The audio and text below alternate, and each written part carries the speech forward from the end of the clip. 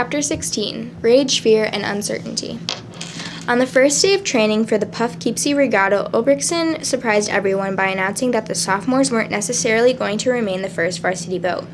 The boys in the junior varsity boat, he said, deserved a shot at the national varsity championship. Joe and the other sophomores couldn't believe it. They just hadn't beaten another crew on the estuary. They'd beaten the defending national championships.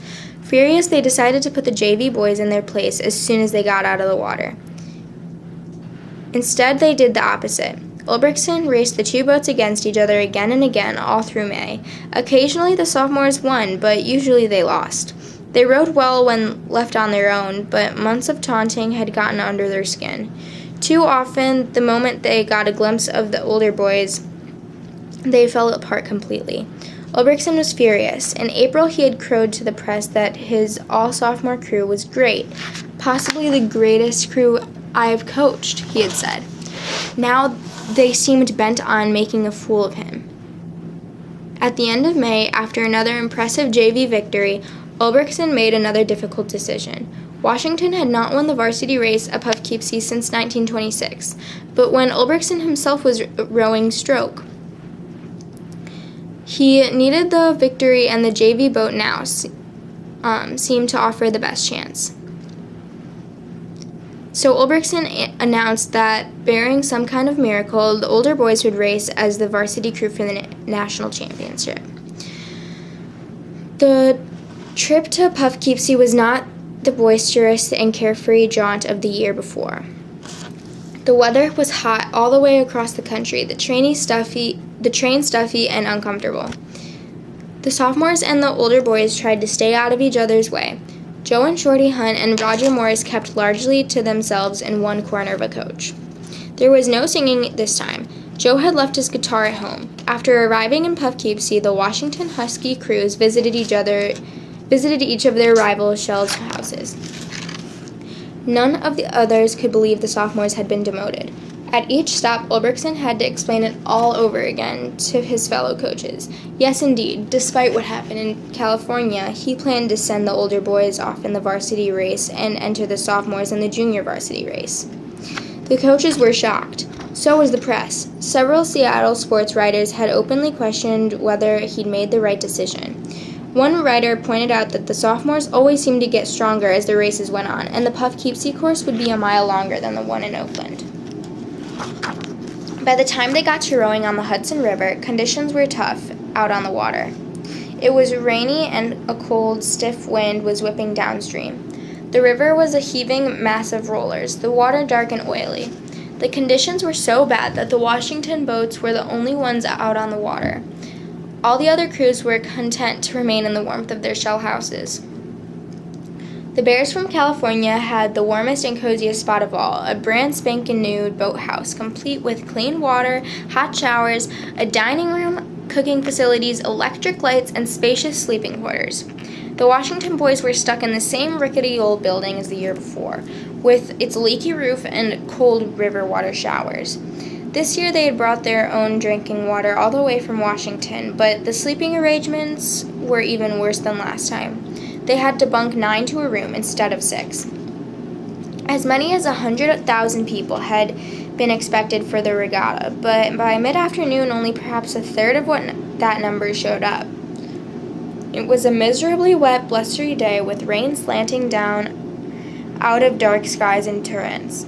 Fewer than 100 sailboats, houseboats, and yachts had made their way to the finish line, where they lay swaying and bobbing at anchor.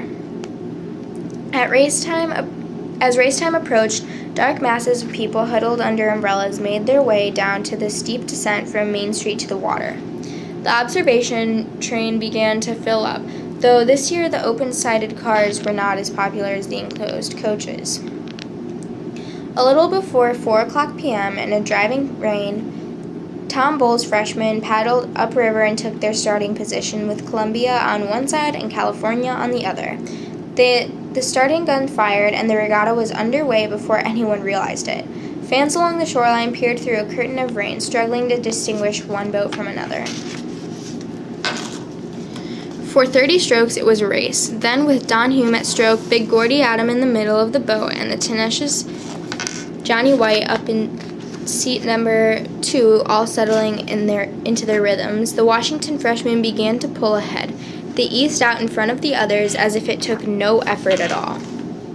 Coach Bowles became agitated, then excited, and then finally, by all accounts, hysterical, waving his soggy old good luck fedora hat in the air. He believed his freshmen were an even better crew than the previous year's bunch, and they were proving him right. They slid across the line, defeating California by 4 lengths. The rain had slowed a bit by 5 p.m., when the junior varsity race was set to go off. But it was still windy and the water was still rough. As Joe paddled upriver toward the starting line, he, like his crewmates, had a lot to think about. Cal had not sent a JV boat to Poughkeepsie, but Navy had a strong crew. The greatest danger, though, lay in his own shell. The recent defeats had shaken his self-confidence. The other boys were doubting themselves, too. Everyone from Seattle to New York seemed to want to know what happened to them since their victory in California, but neither Joe nor anybody else in the boat could begin to answer the question. As they sat at the starting line in the city of Seattle, rolling with the choppy waves, waiting for the crack of the starting gun, with rainwater running down their necks and backs and dripping from their noses, the question wasn't whether they were strong or skilled enough. The real question was whether they had maturity and discipline to keep their minds in the boat. Could they focus, or would their anger and fear and uncertainty unhinge them? When the gun sounded, they got away slowly and fell behind almost immediately. For half a mile it looked as if they might in fact disintegrate as a crew. Then something that had been missing for a long while slowly kicked in. Realizing that they were losing, their determination took over and began to conquer their despair. They began to pull in long, sweet strokes, rowing at a composed speed of 33 strokes per minute. By the end of the first mile, they had found their swing and surged into the lead, quickly passing Cornell, Navy, and Syracuse. But for the rest of the race, the sophomores rode gorgeously, a long, sleek line of perfection, finishing a comfortable 2 lengths ahead of Navy. A Seattle radio announcer was struck by how easy they had made it look. At the end of the race, he declared the boys as if they could have kept on rowing right down the river all the way to New York City without breaking a sweat. In the press section of the observation train, Al Ulbrichsen watched silently. His freshmen had won, the junior varsity too. He now had a chance of doing what no coach had ever done, winning all 3 Poughkeepsie races in the 8 orange shells, and coming home to Seattle with a clean shot at going to Berlin. Yet he knew that Cal's varsity crew was very strong. After the loss in Oakland, Kai Abright had switched up his varsity, moving 4 boys from the previous year's national championship crew back into his top boat. Ulbrichsen had to wonder if Cal's losing crew in Oakland had been a trick. Maybe Abright had been saving his best boat for Poughkeepsie. As 6 o'clock and the start of the climactic race approached, the weather improved and the crowds grew. Nobody in town that day wanted to miss out on seeing what sort of crew Ulbrichsen had come up with. Everyone wanted to see the boat that was good enough to displace his talented sophomores. 7 crews paddled to the starting line in a ghostly light mist. California had drawn lane number 1, nearest the western bank of the river, where the current was least likely to affect the boat. Washington was right next door, in lane number 2.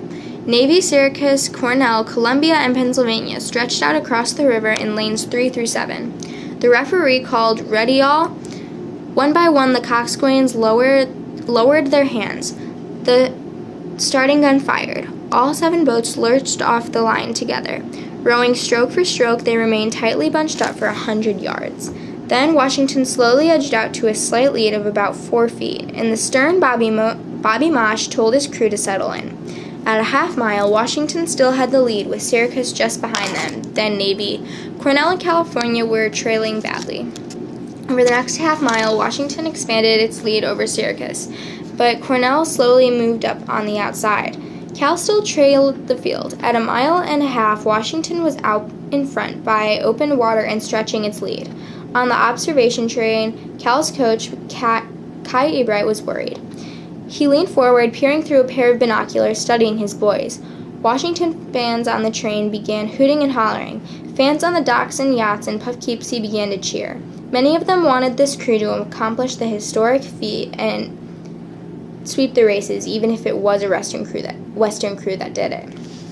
As they crossed the 2.5-mile mark, Washington's lead began to shrink. Navy and Syracuse were fading, but California and Cornell were finally starting to move up inch by inch. Like Ebright, Al Ulbrichtson was studying his boys intently through binoculars. He was still a half-mile from doing what he desperately wanted to do, and he knew it.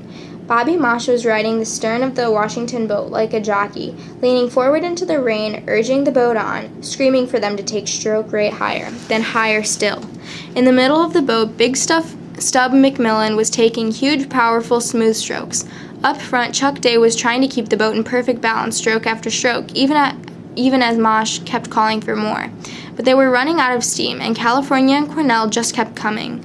At mile 3, Cornell nosed in front. Then Cal came up to match them. Slowly, agonizingly, Washington fell into third. Over the final mile, Cal and Cornell battled for the lead, but Washington fell 2 lengths behind. As the leaders crossed the line, both crews thought they'd won. Minutes later, the official results were announced. Kai Ebright and California had won their 3rd straight national varsity title by 1/3 of a second, and they'd done it near record time, despite a stiff crosswind and a heavy chop. The only boat ever to have turned in a faster time was Ebright's own Olympic gold medal crew of 1928. It looked more than ever as if California would be going to Berlin the following year.